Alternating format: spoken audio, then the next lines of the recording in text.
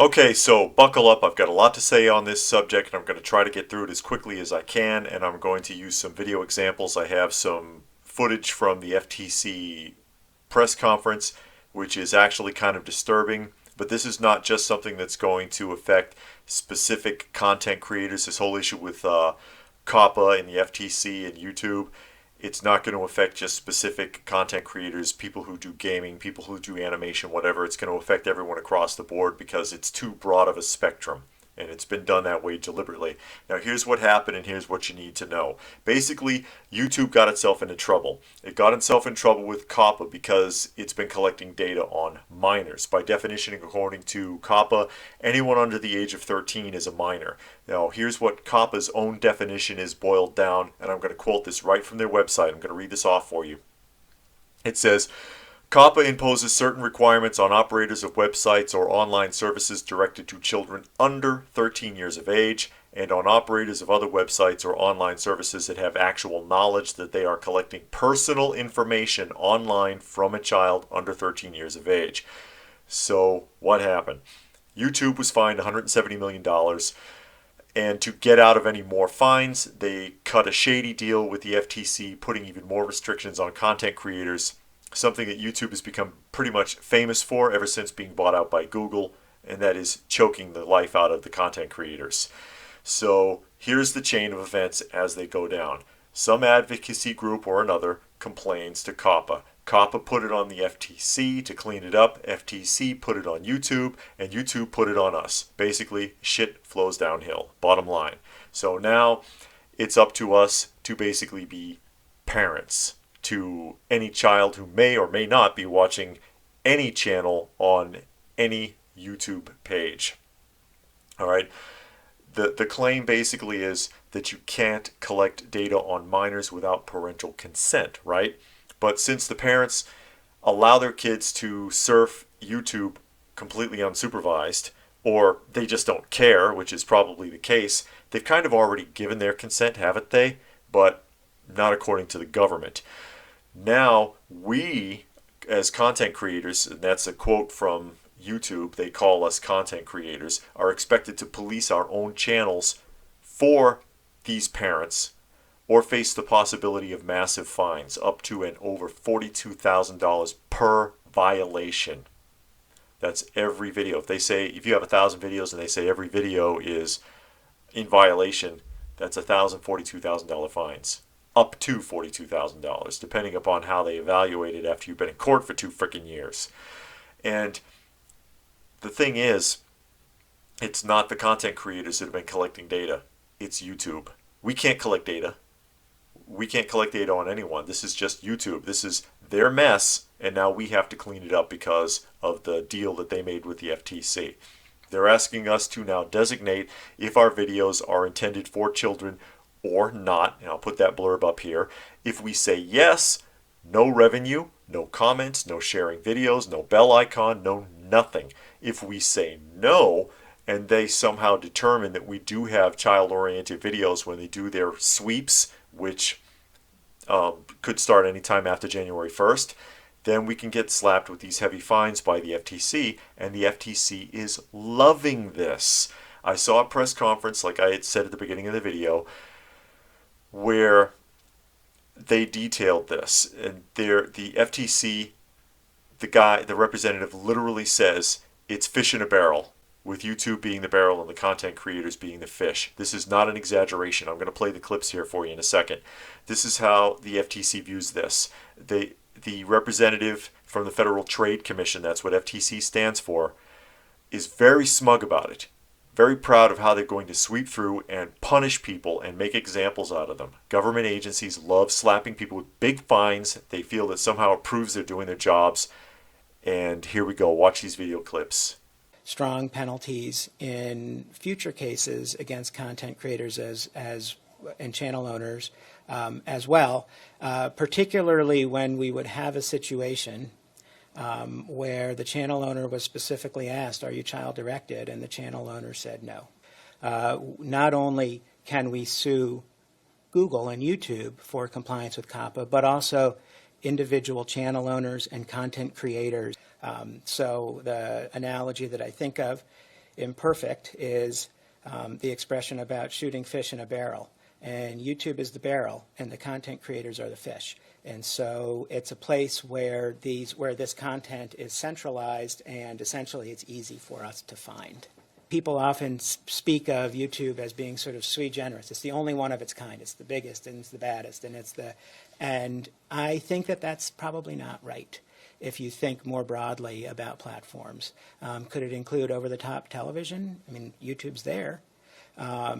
And what other kinds of platforms that host this kind of user-generated video content? And there are a lot of them, and there are new ones every day. So I think that it is clearly the first battle. Would that it were the only battle and that everybody gets the message. But from our perspective, we're not going to be resting on our laurels. That this is this is a new front in the COPPA enforcement world. Is it safe to say if YouTube is informing channel creators that they need to be COPPA compliant, they go through the training, moving forward, content creators are more at risk than the actual platform at being fined? Content creators are always at risk of being fined because they're and channel owners, because there we have a situation where we have a website or an online service that is directed to children. So there, in the general audience platform, we still have this knowledge requirement that we have to prove up. So there is, I think, in theory as well as practically speaking, generally a higher risk for channel owners and content creators who, after all, are creating this content. We have a variety of tools at our disposal to cull through those 23 million channels in an expeditious way. So when we talk about aggressiveness, we are typically talking about civil penalties. Not only can we sue Google and YouTube for compliance with COPPA, but also individual channel owners and content creators. This is another classic example of government overreaching and taking things way too far, which historically speaking they are very good at. This is what they always do. Now here's another little tidbit for you. Maybe you want to click that your videos are kid-friendly just to be safe and forget the ad revenue, right? Well, according to YouTube's guidelines, whether or not you're allowed to keep your channel depends on ad viability. So no ads, and you may end up on the chopping block anyway. And this may not save you from the FTC anyways when they do the sweeps. They may decide to hit you up anyway. I mean, I'm going to put a link down below to another YouTuber who is an attorney who's gone to the FTC for some clarification, and he did some videos on it. He kind of panders to them a little bit because I don't think he wants to upset them because he's trying to do petitions and things like that. So he kind of pussyfoots around it a little bit. But in a nutshell, basically what he came up with is that the FTC has no idea what it's doing, that they literally admit they don't know what they're doing and no idea how to proceed. So to compensate for their lack of knowledge or understanding, they did what big government always does. They came up with the broadest possible spectrum, and they're going to sit back and see how it goes. Now here's an image of the factor. I've been showing some blurbs here. This is from YouTube, and it says, factors to consider: the subject matter of the video, if children are the intended audience, if it includes child actors or models, and that's only a handful of videos. That's not most of us, but this is where it starts getting shady. If it includes characters, celebrities, or toys that appeal to children, if it uses languages that is meant for children to understand, if it includes activities that appeal to children, if it includes songs, stories, or poems that appeal to children. How do you know what appeals to a child? How can you determine what appeals to a child? How do we know? And YouTube sidesteps this. Take a look at this clip from YouTube. So we're unable to confirm whether or not your content is made for kids. That decision is up to you, taking into consideration these factors. Note that regardless of where you're based, COPPA generally applies. Be sure to consult a lawyer if you have questions. I mean, we're literally looking at a narrative that is targeting anything children may be interested in watching. And how do you define that? How do you define that? You can't. You don't know what some 13-year-old wants to watch. The interests of someone under the age of 13 are going to vary as much as anything that an adult might be interested in. You don't know if some 10-year-old kid wants to watch opera, wants to watch NASCAR, or something like that. It's not just video game tutorials that they're looking at here. Using my channel as an example, take a look. I mean, it's not intended for children at all. Period. It's just not. I'm not trying to reach out to or pander to a child audience. But that doesn't mean a child might not take an interest in it, and I can't really control that. And neither should I have to, YouTube or FTC or COPPA or anyone else. I can't control it, and I shouldn't have to. No content creator should. And, you know, being straight up here, there's a lot of people who do not like YouTube, content creators and viewers, because of, once again, ever since Google bought out YouTube, they've been overreaching with their policies. They've been really choking people, especially content creators. And now they have this excuse not to like them even more. A lot of people have been actually kind of hoping for that silver bullet to come and take YouTube down a notch. Here it is. Problem is that no one was expecting that silver bullet to also wound them. You never expect that backlash. You know the old adage, careful what you wish for, you might actually get it. You got it. Now, of course, somebody's going to say, well, hey, you know there's other platforms. Problem is, they don't work. None of them work. Either they're really buggy to work with and trying to get things uploaded on them is a nightmare, or there's no way to earn on them for content creators who need that ad revenue, or there's really no one on those platforms to even watch video content. It's a desert. There's no one out there. So, if you go to another platform, you're stuck having to struggle with a platform that barely works for an audience that isn't there and earn absolutely nothing. That's your alternative. It feels like a colossal waste of time. And then, you know, somebody might also make this point that, well, you know, those other platforms, they're fan supported. Well, guess what doesn't happen on those sites? Fan support. That's how the whole ad revenue thing on YouTube got started in the first place, because content creators got no support from viewers. The ad revenue is a way of encouraging them to keep making content. Not only that, but I'll refer you back to the video clips that I just showed you from the representative from the FTC. What did he say? Not only are they going to attack YouTube, but they plan on expanding beyond YouTube and targeting all the other platforms they get their hands on. They're going to go after them all anyways eventually. So there's really nowhere to run to. The FTC is going to use YouTube as that springboard to attack all the other platforms if everything goes really well, with basically punishing innocent content creators for having the nerve to make videos.